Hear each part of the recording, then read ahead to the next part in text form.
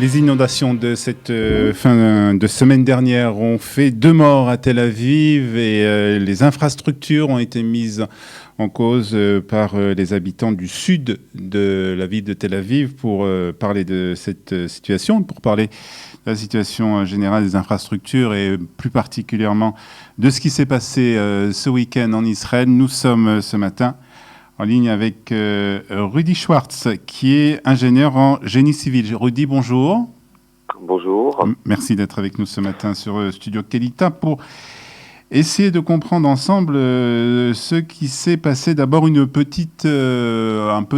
retour sur ce qui s'est passé cette fin de semaine à Tel Aviv. En plus, je crois que vous habitez dans la région où a eu lieu cette catastrophe où ces 2 jeunes ont trouvé la mort. Eh bien, oui, c'est une rue qui c'est situé à peut-être 2-3 rues de chez moi. C'est vraiment à côté. D'accord. Donc voilà, on avait vu un petit peu l'état avec ma femme de la rue, comment c'était inondé, mais on n'avait aucune idée vu que c'était Shabbat de ce qui se passait. Mais... Ouais, vous aussi, puisque vous êtes à 2-3 rues, vous avez aussi des inondations. Les rues étaient submergées d'eau. Les rues étaient totalement inondées, les eaux, on les voyait bien s'écouler, des bonnes masses d'eau s'écouler en direction tout simplement du Nahal Ayalon. Ouais. Donc ça descendait, quoi. Mais il n'y avait pas de réel problème d'inondation comme on a pu voir dans les vidéos, j'imagine au bord de la plage que c'était là-bas, où on voit des gens nager, s'amuser. C'était pas à ce point. Ouais. Notre immeuble, nous, il est neuf, donc il n'y a pas eu ces problèmes. Mais... Alors l'immeuble aussi où il y a eu cette catastrophe, donc ce qu'on appelle aujourd'hui la catastrophe de l'ascenseur, c'était un immeuble neuf. Comment on explique qu'on arrive à ce genre de situation ? En fait, oui, j'ai aussi entendu que c'était un immeuble neuf. Le fait est que ce qui en ressort, et ce qu'on en a entendu en tout cas, c'est que les réseaux d'assainissement de la rue étaient bouchés. Donc quand on bouche l'accès à l'eau elle trouve une destination et elle a fini dans le parking de l'immeuble. Mmh. Donc bon, qu'est-ce qui s'est passé ?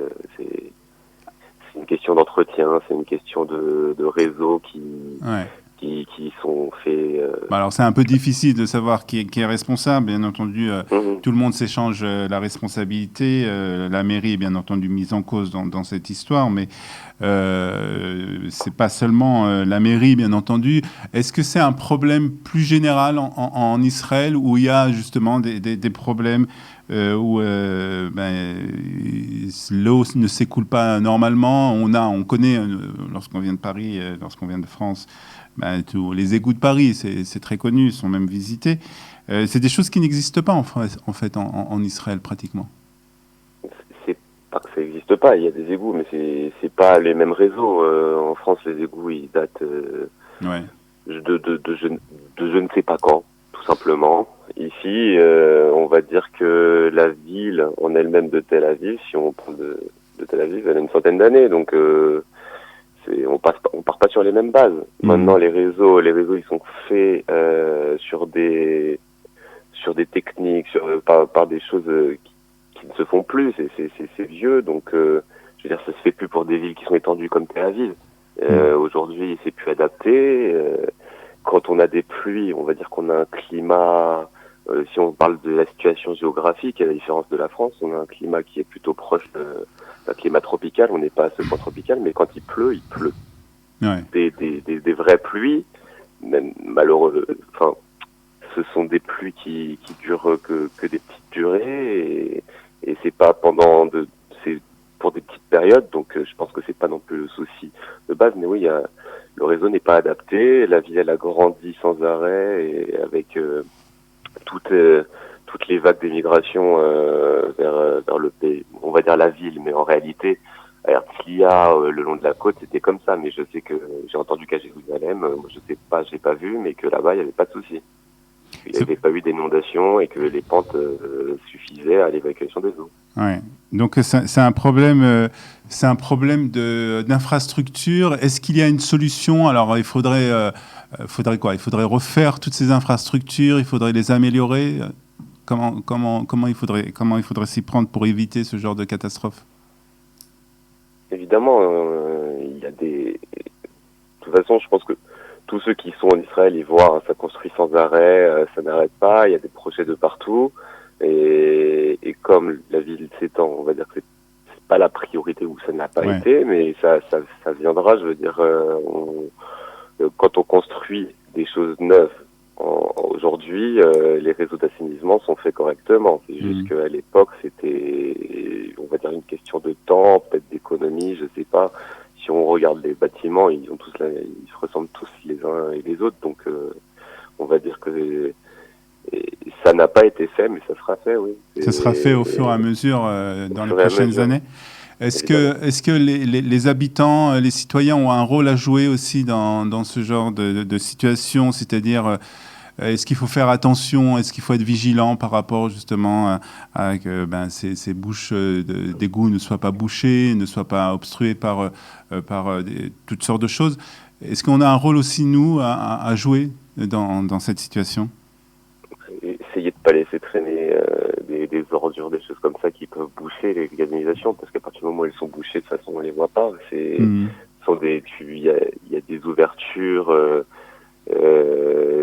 dans les sols, et ce qui se passe sous le sol, il y a que le plombier, enfin, je veux dire, l'employé de la mairie qui est capable d'aller voir ce qui se passe dedans. Ouais. Oui, mais bon, quand il pleut, comme il a plu ce week-end.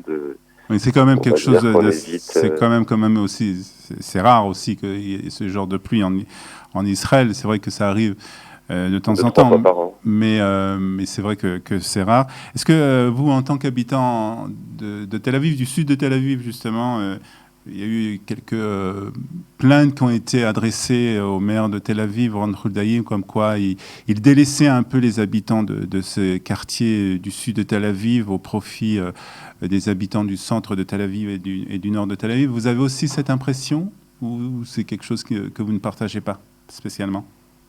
Honnêtement, je ne vois pas en quoi ce quartier serait plus délaissé que les autres.